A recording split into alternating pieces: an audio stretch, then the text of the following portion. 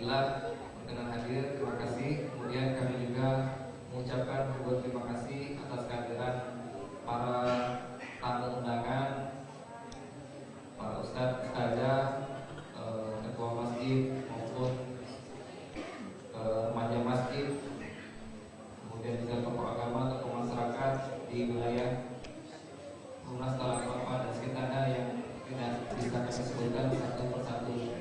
Intinya kita bersyukur semua kita bisa berkumpul walaupun di suasana yang masih hujan dan suasana masih pandemi ini. Insyaallah acara ini membawa keberkahan untuk kita semua. Yang jelas momen 1 Muharram ini mengingatkan kita kembali jangan sampai kita kehilangan jati diri kita sebagai umat muslim. Karena mungkin beberapa di antara kita, remaja-remaja kita saat ini lebih tahu momen tahun baru daripada Muharram. Oleh karena itu semoga dengan momen 1 Muharram, peringatan 1 Muharram ini, momen tahun baru Islam ini, kita sama-sama kembali mengingat kembali, kemudian kita insya Allah lebih baik ke depannya. Mungkin nanti lebih jelasnya akan disampaikan oleh Ustaz Hadi Supri. Ini akan menyampaikan tausiah yang kami luaskan waktunya sampai maghrib jadi Ustaz. Kita coba apa di sini dalam Ustaz ya.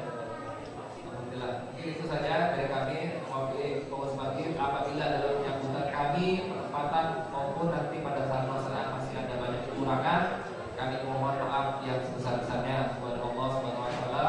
Kami mohon ampun. Billahi taufiq wal hidayah. Assalamualaikum warahmatullahi wabarakatuh.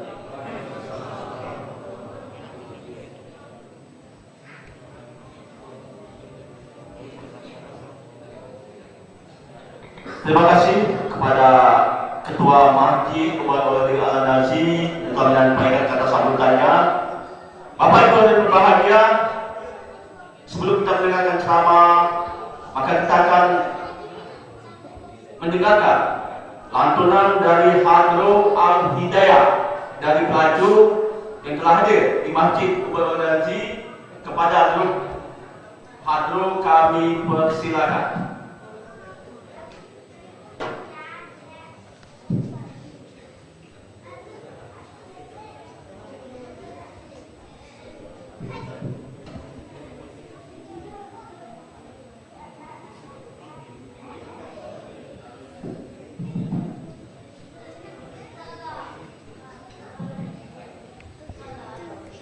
Assalamualaikum warahmatullahi wabarakatuh.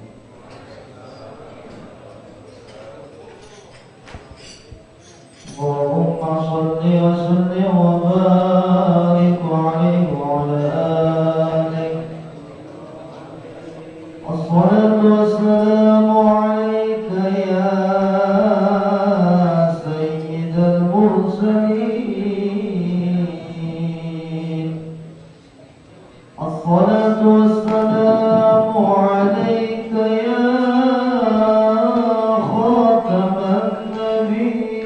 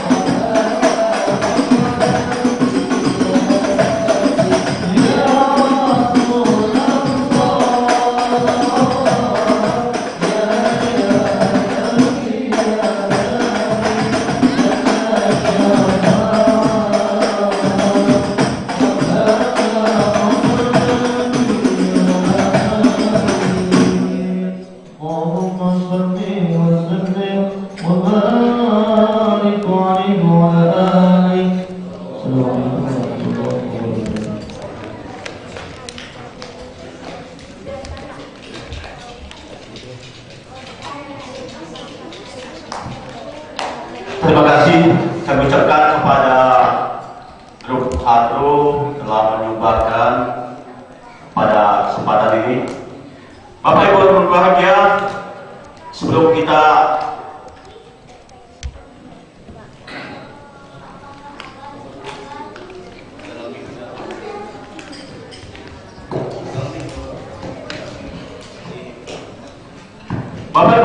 Bapak Ibu, saudara-saudara yang berbahagia, sebelum acara ceramah agama kita laksanakan, perlu kami sampaikan bahwa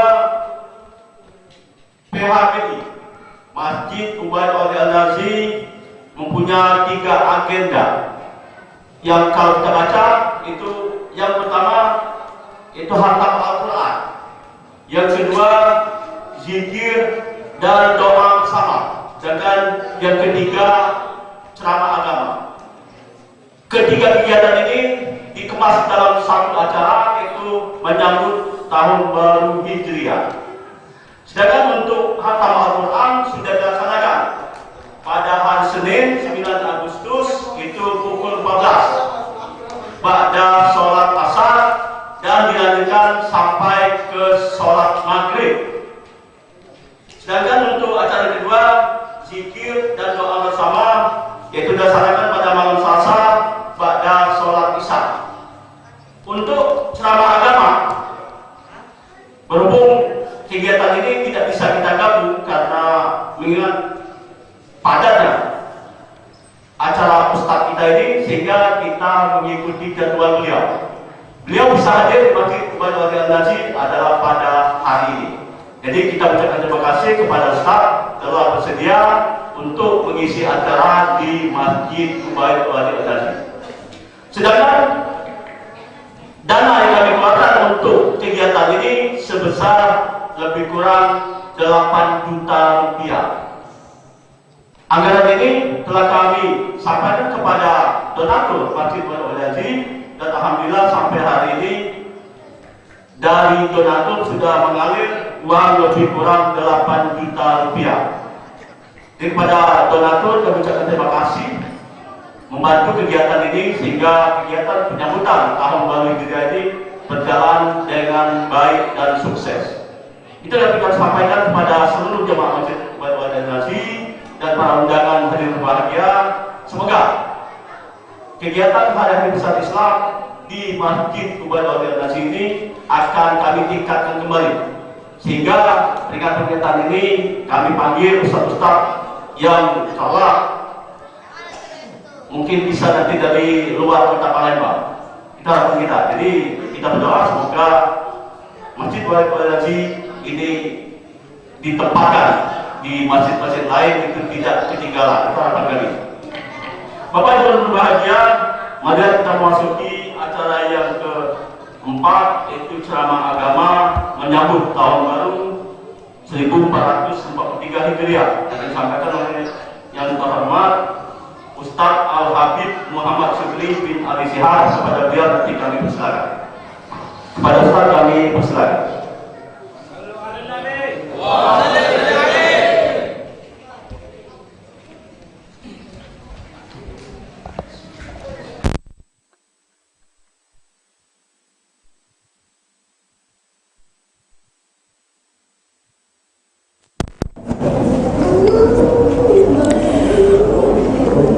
Bismillah.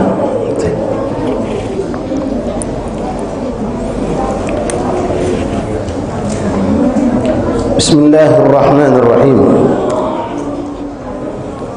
Bismillah ma syaa Allah la yasuqul khair illa Allah. Bismillah ma syaa Allah la yasrifu su'a illa Allah. Bismillah ma syaa Allah ma kana min ni'matin fa min Allah. Bismillah ma syaa Allah la hawla wa la quwwata illa billah. Bismillah walhamdulillah wassalatu wassalam ala Rasulillah Sayyidina wa maulana Muhammad ibn Abdullah wa ala alihi wa sahbihi wa man walah. Allahumma rabbi syrah li sadri wa yassir li amri wa hlul 'uqdatam min lisani yafqahu qawli. Rabbi zidna ilman wa yaqinan warzuqna fahman اللهم ارزقنا فهم النبيين وحفظ المرسلين وإلحامك إلحام الملائكة المقربين سبحانك لا علم لنا إلا ما علمتنا إنك أنت العليم الحكيم وتب علينا يا رب إنك أنت التواب الرحيم اغفر لنا وارحمنا وأنت خير الراحمين فانصرنا على القوم الكافرين برحمتك يا أرحم الراحمين اللهم هذا منك وبك وإليك ولا حول ولا قوة إلا بك صلى الله على سيدنا محمد وآله وصحبه وسلم الحمد لله رب العالمين. Ma'asyiral hadirin hadirat, Bapak Ibu, saudara-saudariku, jamaah majelis peringati tahun baru Islam 1443 Hijriah, insyaallah kita semua dirahmati Allah. Assalamualaikum warahmatullahi wabarakatuh.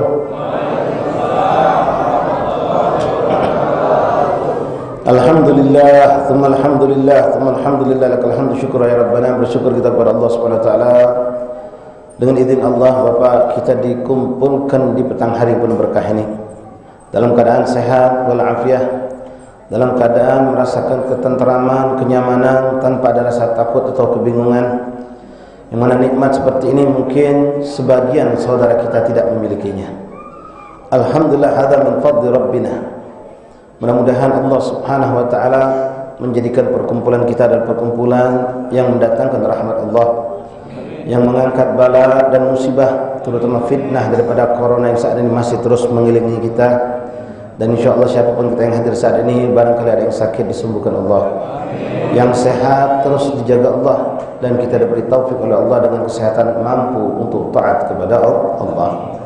Bapak hadirin, ibu-ibu, alhamdulillah kita malam hari ini, petang hari ini dikumpulkan Allah. Kami ucapkan terima kasih kepada ketua masjid, ketua PHBI, dan juga segenap panitia yang telah memberikan kesempatan untuk kami bersilaturahim sekaligus menjalankan apa yang diperintahkan Allah, tawasau bil haq wa tawasau bis sabr. Ma'asyar ikhwan rahimani rahimakumullah, kita seringkali Pak mendengar dari sebagian ustadz barangkali, baik secara langsung atau lewat media sosial atau televisi, yang mereka mengatakan perkumpulan kita ini perkumpulan yang tidak berdasarkan ajaran agama. Dalam istilah yang lebih keren, bid'ah. Sering Pak, landasan mereka mengatakan yang model begini enggak ada di zaman Rasulullah. Dalil yang sering dipakai, mereka mengatakan dengan hadis Nabi SAW, kullu muhdatsatin bid'ah wa kullu bid'atin dhalalah wa kullu dhalalatin finnar. Segala sesuatu yang tidak ada di zaman Rasulullah, tidak pernah dilakukan oleh Rasulullah, itu bid'ah.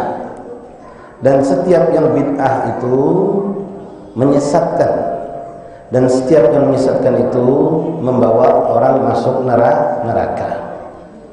Yang kita sayangkan, mereka hanya mengutip satu hadis ini saja Pak, padahal bicara tentang bid'ah itu banyak. Bahkan mereka sahabat Rasulullah melakukan bid'ah. Hampir setiap khalifah punya bid'ah tersendiri.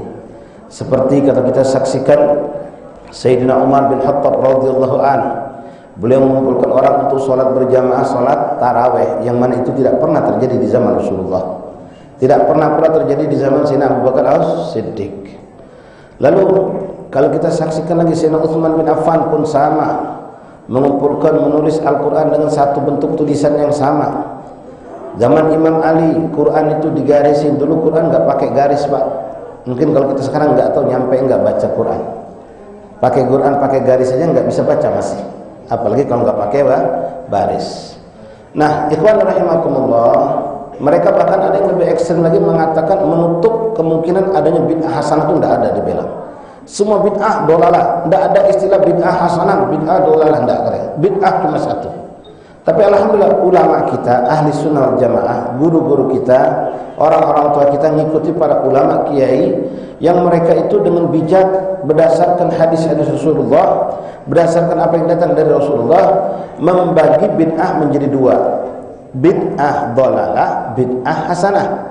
Ada bid'ah yang menyesatkan, namun ada bid'ah yang baik, bahkan menguntungkan untuk umat. Kalau pengen tahu contoh bid'ah hasanah banyak, tadi sudah kita sebutkan. Di antaranya termasuk bid'ah hasanah yang sangat-sangat jelas adalah adanya tahun Hijriyah, tahun Islam.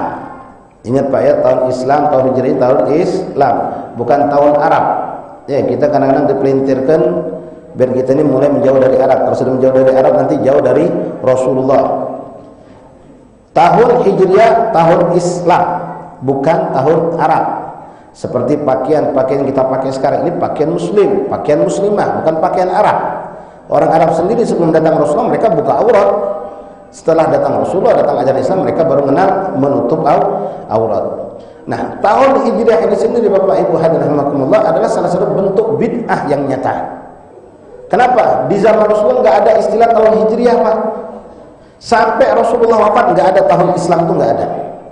Sampai datang Khalifah Abu Bakar As-Siddiq radhiyallahu anhu pun belum ada istilah tahun Hijriah. Tahun Islam belum ada. Kapan munculnya tahun Hijriah ini?